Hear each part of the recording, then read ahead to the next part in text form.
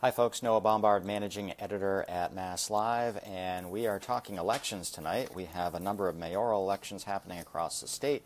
Talked earlier tonight with Melissa Hanson, who's on the ground in Lawrence covering the election there against, or between, I should say, current Mayor Dan Rivera and former Mayor William Lantigua. We have another former mayor matchup happening this week, which is in Worcester, where Mayor Joe Petty in Worcester is up against former Mayor Connie Lukes, who has been, or I should say was in office, I think it was 2 terms ago now.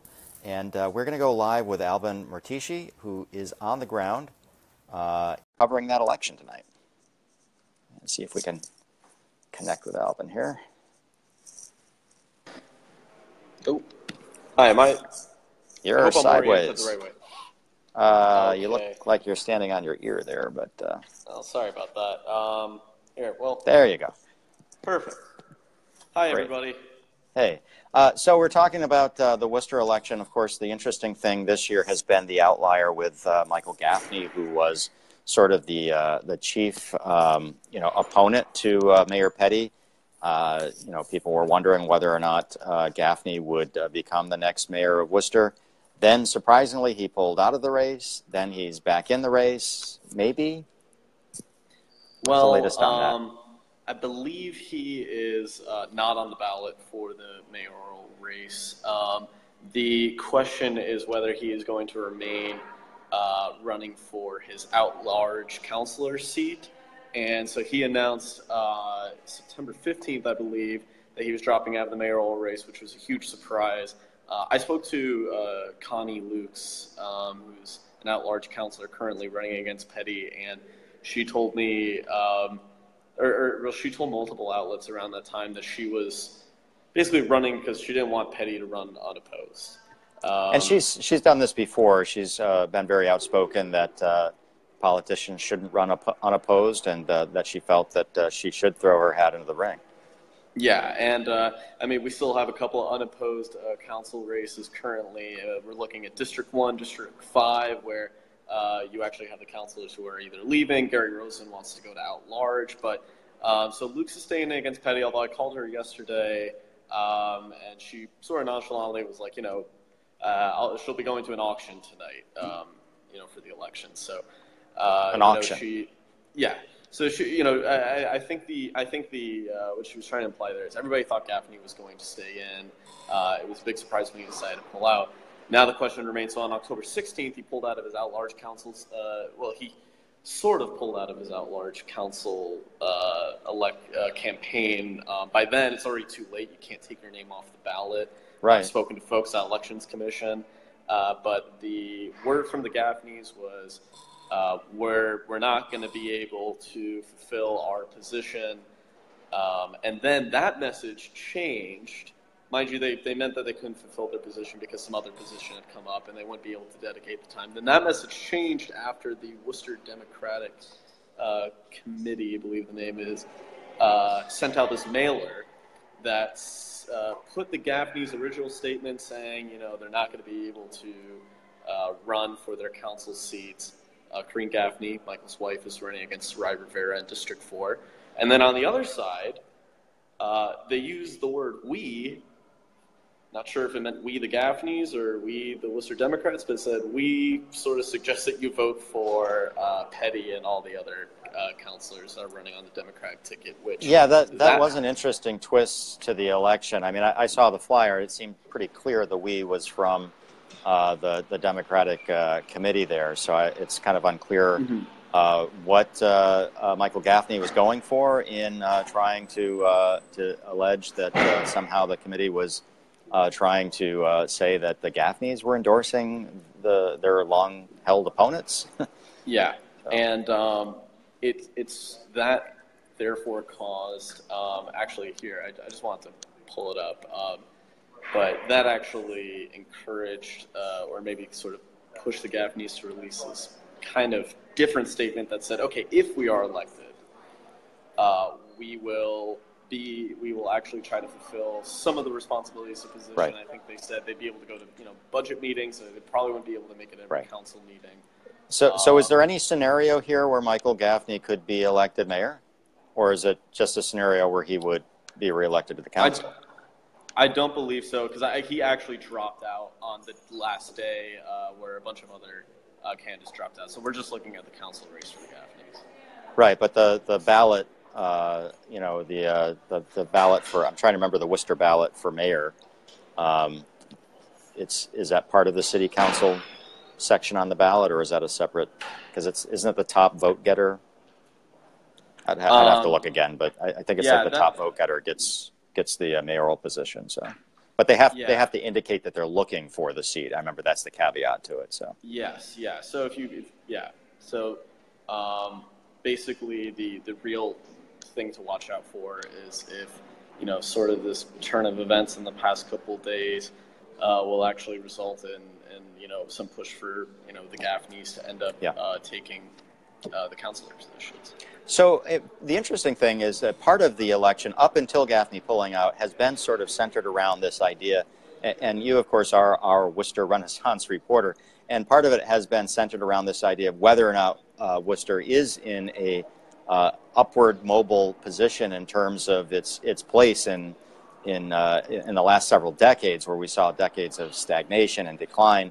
There seem to be two field of thoughts in Worcester. Those who feel like the city is moving forward and moving on up. They're seeing the building in downtown Worcester. They're seeing the explosion on the dining scene and culture.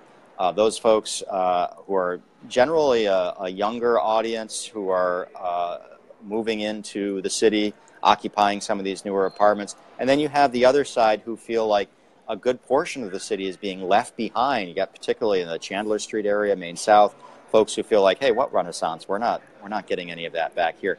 This election was, I think, don't you think, sort of going to be a referendum on that? Have we been robbed of that referendum at this point, or is that an ongoing discussion? I mean, the two major voices who would speak out against, a popular tool that that Worcester has used to attract more business has been TIFs, for example.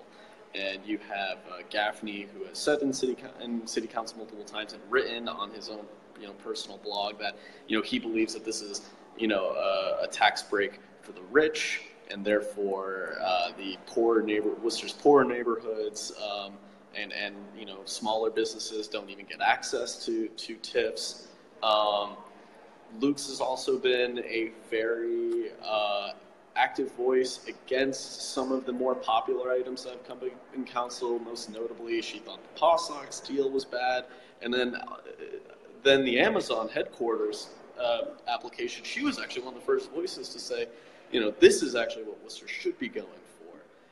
Those two voices have given a lot of balance to council and have brought up some important points. And it's important to point out that with Luke's, assuming, I think it's a given that she'll be back on the council, this will be her 30th year, I think, on the Worcester City Council, one of the longest serving politicians, I think, certainly in Worcester's recent history. And she has always been sort of the voice for the other side, if you will, even going back as far as, Tim Murray being mayor. He had built up sort of a coalition on the council, and Connie was sort of always the other voice. So it's interesting that she is once again finding herself in that position now that Michael Gaffney is sort of backing away. Yeah, and also Petty, I believe, is going for his fourth term, and he's kind of entering sort of a group of long-term mayors in Worcester. And I think only a couple mayors in Worcester have gone on for like 3 more terms.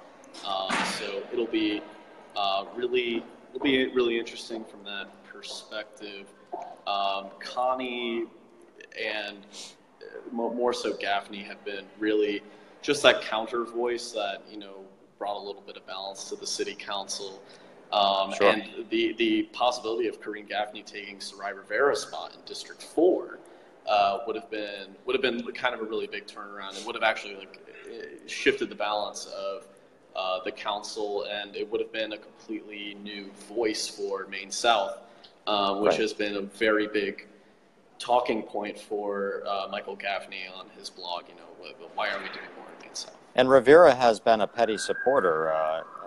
Am I correct in assuming that? So Yes. the interesting part is, of course, Maine South being one of those areas that sometimes feels like it is being left behind the city, and you've got Petty, who is along with the city manager, leading the charge of the city's renaissance, and so kind of an interesting combination there with Sarai facing that, having faced that challenger.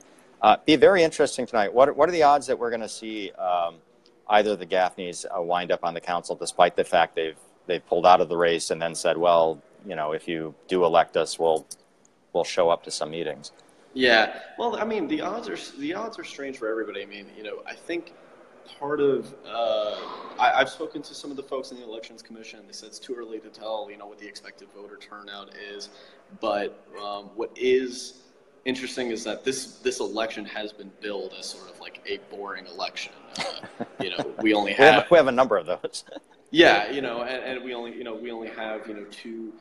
District 4 with Corinne Gaffney and Rivera would have been the one to watch. I guess the one to watch, so it's just in the past couple of days, it's made everything really difficult to tell. We're not sure if this is going to be an extremely boring election or if Gaffney supporters are going to come out in spades and say, what, let's get our guy in there, even despite everybody else and despite despite them dropping out. Okay, thank you, Albin.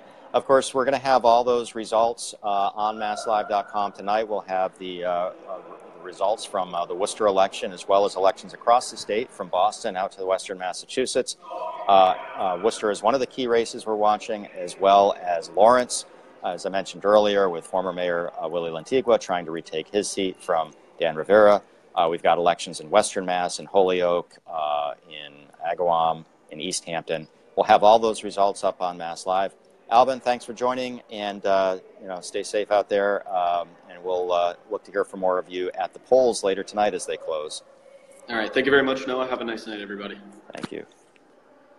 And we'll say goodbye to Albin there. And thanks for joining us. And like I said, we'll have more as the night progresses.